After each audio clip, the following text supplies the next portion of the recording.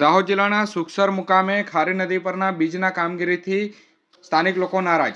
આ તારીખ 31/3/2026 મંગળવારના સાંજે 5 કલાક સુધીમાં આપેલ માહિતી અનુસાર દાહોદ જિલ્લાના સુખસર ખાતે ખારી નદી ઉપર લાખો રૂપિયાના ખર્ચે નવીન બની રહેલા પુલનું નિર્માણ કામ ધીમી ગતિએ ચાલ્યું હોવાનો આક્ષેપ સ્થાનિક લોકો દ્વારા કરવામાં આવ્યો છે. કામગીરીમાં થઈ રહેલા વિલંબ અને ગુણવત્તાને લઈને સ્થાનિક લોકોમાં અસંતોષ ફેલાયો છે.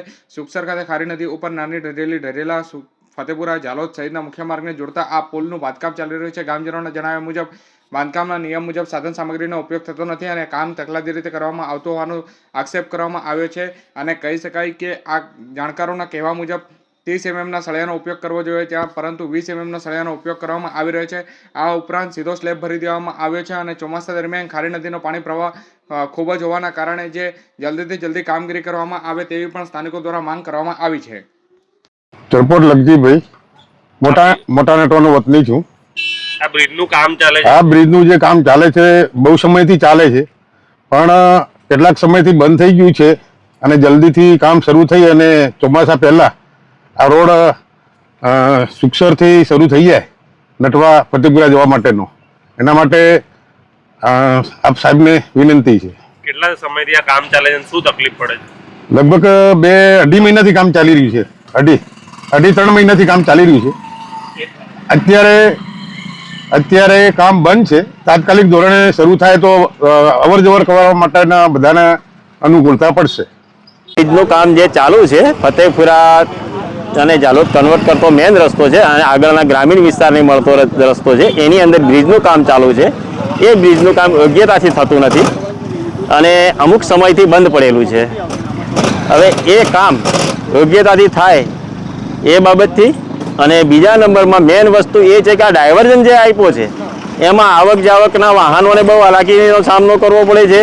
ડાયવર્ઝન સાંકડો છે, એની સાઈડમાં બેરી કટિંગ નથી, માણસની કોઈ સિક્યુરિટી માટે સેફટી નથી રાખેલી અને ડાયવર્ઝનનો જે બધી રીતના તકલીફ છે એ. અને બીજા નંબરમાં કે બ્રિજનું જે કામ ચાલે છે એની અંદર મટીરિયલ યોગ્ય નથી વપરાતું. કે પથ્થર જે કપચીનો આવે છે કાચો આવે છે, રેતી જે આવે છે એ માટીના બાગવાળી આવે છે. તો જે તે રીતે સમજી લો કે મટીરિયલ 100% સારું વપરાય અને સારી વસ્તુ બને એ માટેથી અમારે તમને રિક્વેસ્ટ આપવી પડે છે. અને આમાં આવું કાચું મટીરિયલ વપરાવવાના કારણથી ગમે ત્યારે અનબનાવ બને. ઘણી જગ્યાએ આપણે જોઈએ છે કે બ્રિજ પડી ગયો, આ થયું તે થયું, આવું મટીરિયલ વાપરવાના કારણે બનતું હોય છે. તો આ વસ્તુ એ ચેન્જ કરી નાખે બરાબર ને સારું 100% રિઝલ્ટ મળે એવી સારી વસ્તુ વાપરે અને બ્રિજનું કામ જે બંધ છે એને તાત્કાલિક ધોરણે ચાલુ કરે અને યોગ્યતાથી કામ થવું જોઈએ.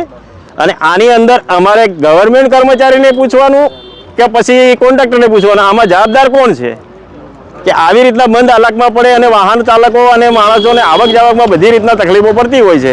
તો એના માટે સમજી લો કે ડાયવર્ઝન વ્યવસ્થિત બનાવવો પડે. બ્રિજ સમજી લો કે લોંગ ટાઈમ માટે યુઝ કરવાનો છે, ખાલી દેખાવ નથી કરવાનો. તો બ્રિજનું કામ યોગ્યતાથી 100% સારું કરે એ અમારી માંગ છે. બીજા નંબરમાં કે ગયા વર્ષે ચોમાસાના સમયમાં ગાડી તણાઈ ગઈ અને સમજી લો કે માણસો એની અંદર 3 માન બચાવ્યા. આ પોઝિશન ના આવે એના માટે સમજી લો કે વારંવાર આવા ઘણા બનાવ આગળ બની ચૂકેલા છે આગળના સમયની અંદર. એના માટે આ બ્રિજ મંજૂર કરાવે એની અંદર 100% સારું અને 100% રિઝલ્ટ મળે, 100% સારું મટીરિયલ વાપરીને કામ કરે એ અમારી માંગ છે. કટારા વેચાતભાઈ વીરાભાઈ, ગામ મોટા નટવા.